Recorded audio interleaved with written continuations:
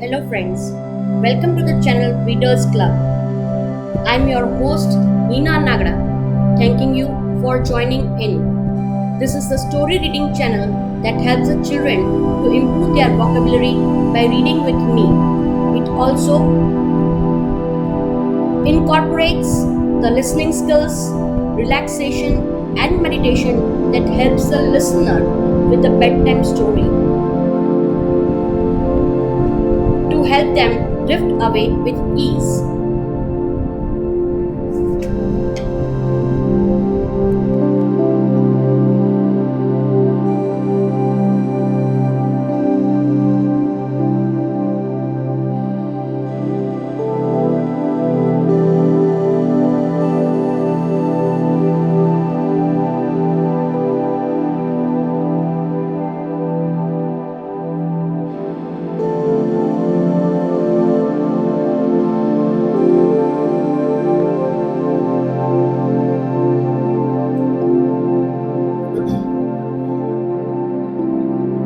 Today, I'm going to read Alice in the Wonderland, Chapter 7, A Mad Tea Party. There was a table set out under a tree in front of the house, and the March Hare and the Hatter were having tea at it. A dormouse was sitting between them, fast asleep, and the other two were using it as a cushion, resting their elbows on it and talking over its head. Very uncomfortable for the dormouse, thought Alice. Only as it's asleep, I suppose it didn't mind. The table was a large one, but the three were all crowded together at one corner of it. No room, no room, they cried out when they saw Alice coming. There's plenty of room, said Alice indignantly, and she sat down in a large armchair at one end of the table. Have some wine, the March Hare said in an encouraging tone. Alice looked all round the table, but there was nothing on it but tea. I don't see any wine, she remarked. There isn't any, said the March Hare. Then it wasn't very civil of you to offer it, said Alice angrily. It wasn't very civil of you to sit down without being invited, said the March Hare. I didn't know it was your table, said Alice. It's laid for a great many more than three. Your hair wants cutting, said the Hatter. He then been looking at Alice for some time with great curiosity, and this was his first speech. You should learn not to make personal remarks, Alice said with some severity. It's very rude. The Hatter opened his eyes very wide on hearing this, but all he said was, why is a raven like a writing desk? Come, we shall have some fun now, thought Alice. I'm glad they have begun asking riddles. I believe I can guess that, she added aloud. Do you mean that you think you can find out the answer to it? Said the March Hare. Exactly so, said Alice. Then you should say what you mean. The March Hare went on. I do, Alice hastily replied. At least, I mean what I say. That's the same thing, you know. Not the same thing a bit, said the Hatter. You might just as well say that I see what I eat is the same thing as I eat what I see. You might just as well say, added the March Hare, that I like what I get is the same thing as I get what I like. You might just as well say, added the Dormouse, who seemed to be talking in his sleep, that I breathe when I sleep is the same thing as I sleep when I breathe. It is the same thing with you, said the Hatter, and here the conversation dropped, and the party sat silent for a minute. While Alice thought over all she could remember about ravens and writing desks, which wasn't much. The Hatter was the first to break the silence. What day of the month is it? He said, turning to Alice. He had taken his watch out of his pocket and was looking at it uneasily, shaking it every now and then, and holding it to his ear. Alice considered a little and then said, "The 4th. 2 days wrong," said the Hatter. "I told you butter won't suit the works," he added, looking angrily at the March Hare. "It was the best butter," the March Hare meekly replied. "Yes, but some crumbs must have got in as well," the Hatter grumbled. "You shouldn't have put it in with the bread knife." The March Hare took the watch and looked at it gloomily. Then he dipped it into his cup of tea and looked at it again. But he could think of nothing better.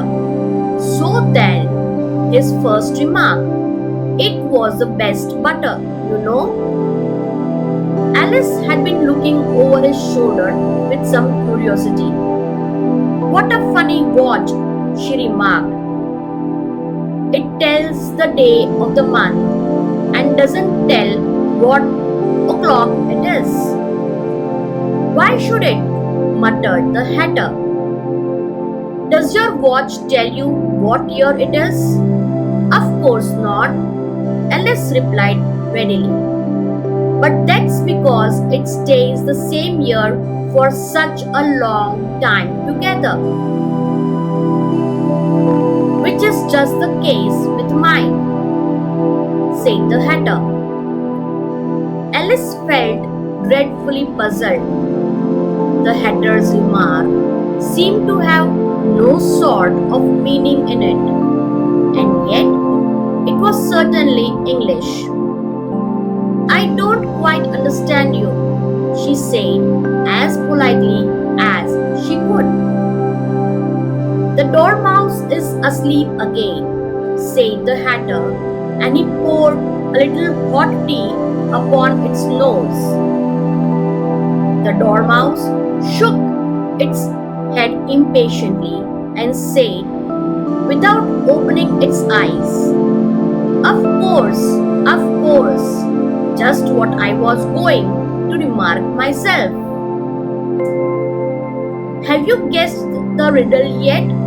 the Hatter said, turning to Alice again. "No, I give it up," Alice replied. "What's the answer?" "I haven't the slightest idea," said the Hatter. "Nor I," said the March Hare. Alice sat wearily. I think you might do something better with the time, she said, than waste it in asking riddles that have no answers. If you knew time as well as I do, said the hatter, you wouldn't talk about wasting it. It's him. I don't know what you mean, said Alice. Of course you don't, the hatter said, tossing his head contemptuously. I dare say you never even spoke of time. Perhaps not, Alice cautiously replied. But I know I have to beat time when I learn music. Ah, that accounts for it, said the hatter. He won't stand beating now if you only kept on good terms with him.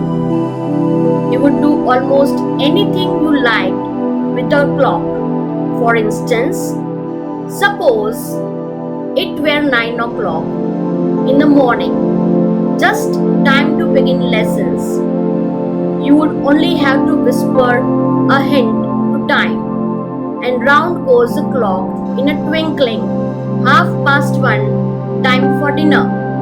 I only wish it was, the March hare said to itself in a whisper. That would be grand, certainly, said Alice thoughtfully. But then I shouldn't be hungry for it, you know. Not at first, perhaps, said the hatter. But you could keep it to 1:30 as long as you liked. Is that the way you manage? Asked Alice. The hatter shook his head mournfully. Not I, he replied. We quarrelled last March, just before he went mad, you know, pointing with his teaspoon at the March hare. It was at the great concert given by the Queen of Hearts, and I had to sing. Twinkle, twinkle, little bat, how I wonder what you are at. You know the song perhaps. I have heard something like it, said Alice. It goes on, you know, the hatter continued, in this way. Up above the world you fly, like a tea tray in the sky. Twinkle, twinkle. Here the dormouse shook itself and began singing in its sleep. Twinkle, twinkle, twinkle, twinkle, and went on so long that they had to pinch it to make it stop. Well, I had hardly finished the first verse, said the hatter, when the queen jumped up and bawled out, He's murdering the time off with his head. How dreadfully savage, exclaimed Alice. And ever since that, the hatter went in a mournful tone. He won't do a thing I ask. It's always 6 o'clock now. A bright idea came into Alice's head. Is that the reason so many tea things are put out here? She asked. Yes, that's it, said the hatter with a sigh. It's always tea time and we have no time to wash the things between wheelies. Then you keep moving round, I suppose, said Alice. Exactly so, said the hatter. As the things get used up, but what happens when you come to the beginning again? Alice ventured to ask. Suppose we change the subject. The March hare interrupted, yawning. I'm getting tired of this. I vote the young lady tells us a story. I'm afraid I don't know one, said Alice, rather alarmed at the proposal. Then the dormouse shall, they both cried. Wake up, dormouse, and they pinched it on both the sides at once. The Dormouse slowly opened his eyes. I wasn't asleep, he said in a hoarse, feeble voice. I heard every word you fellows are saying. Tell us a story, said the March Hare. Yes, please do, pleaded Alice. And be quick about it, added the Hatter, or you will be asleep again before it's done. Once upon a time, there were three little sisters. The Dormouse began in a great hurry, and their names were Alice, Lassie, and Tilly, and they lived at the bottom of a well. What did they live on?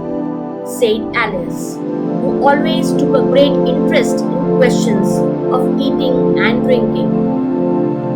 They lived on treacle, said Dormouse, after thinking a minute or two. They couldn't have done that, you know, Alice gently remarked. They would have been ill. So they were, said the Dormouse, very ill. Alice tried to fancy herself what such an extraordinary ways of living would be like, but it puzzled her too much, so she went on. But why did they live at the bottom of a well? Take some more tea, the March Hare said to Alice very earnestly. I have had nothing yet, Alice replied in an offended tone, so I can take more.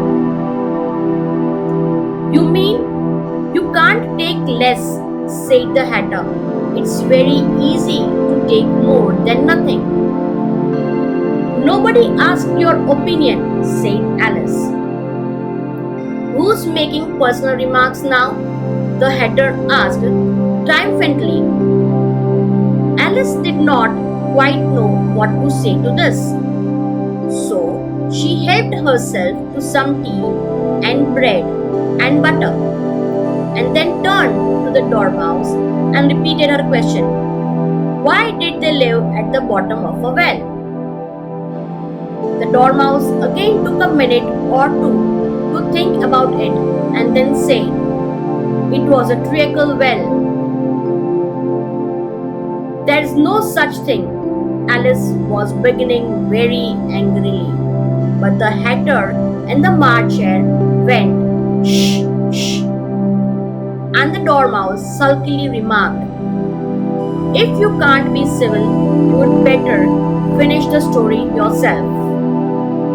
No, please go on, Alice said very humbly. I won't interrupt again. I dare say there may be one. No, indeed, said the Dormouse indignantly. However, he consented to go on, and so these three little sisters, they were learning to draw, you know. What did they draw? Said Alice, quite forgetting her promise. Treacle, said the Dormouse, without considering at all this time.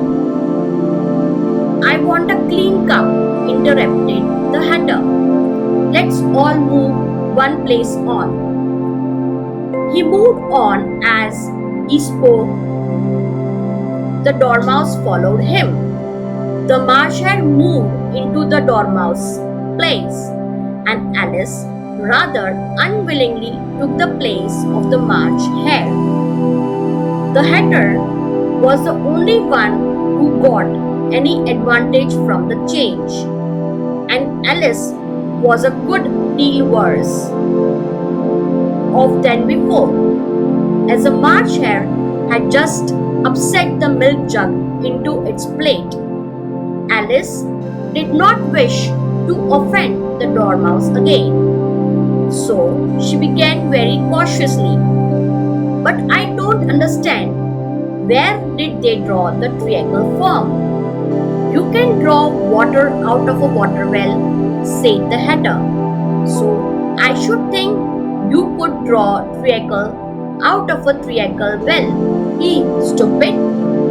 But they were in the well, Alice said to the Dormouse, not choosing to notice this last remark.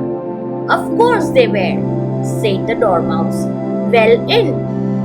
This answer so confused poor Alice that she let the Dormouse go on for some time without interrupting it. They were learning to draw. The Dormouse went on yawning and rubbing its eyes, for it was getting very sleepy. And they drew all manner of things, everything that begins with an M. Why with an M? Said Alice. Why not? Said the March Hare. Alice was silent. The Dormouse had closed its eyes by this time and was going off into a doze.